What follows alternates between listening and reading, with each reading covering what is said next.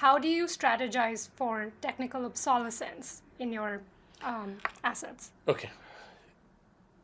We've thought about this question a lot. We have to first assume that computers will continue to need electricity. I believe so because right now what we've seen is rack densities increase.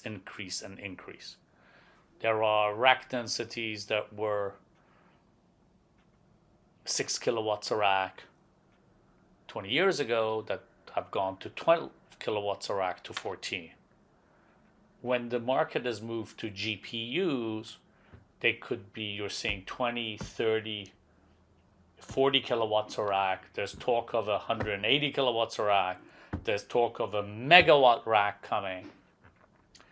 Those assets will need liquid cooling. Yeah. And with liquid cooling, almost all the data centers that I have built, except one, have water. And the water does not need to be evaporative. The water could be a closed loop to air or a closed loop with some evaporation, depending on the access to water or not access to water.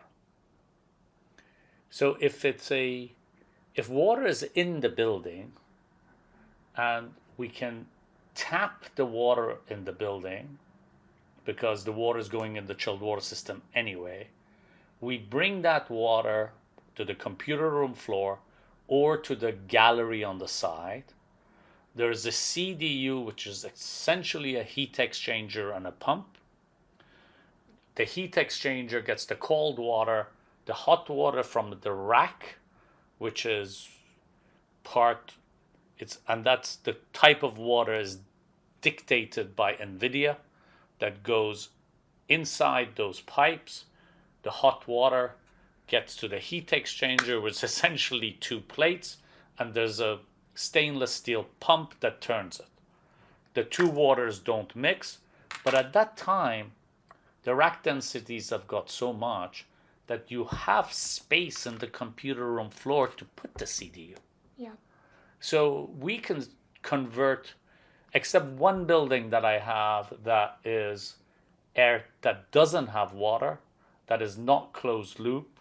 Everything else has water in it, and those buildings could very easily be adapted because you're going to have the room for the CDUs.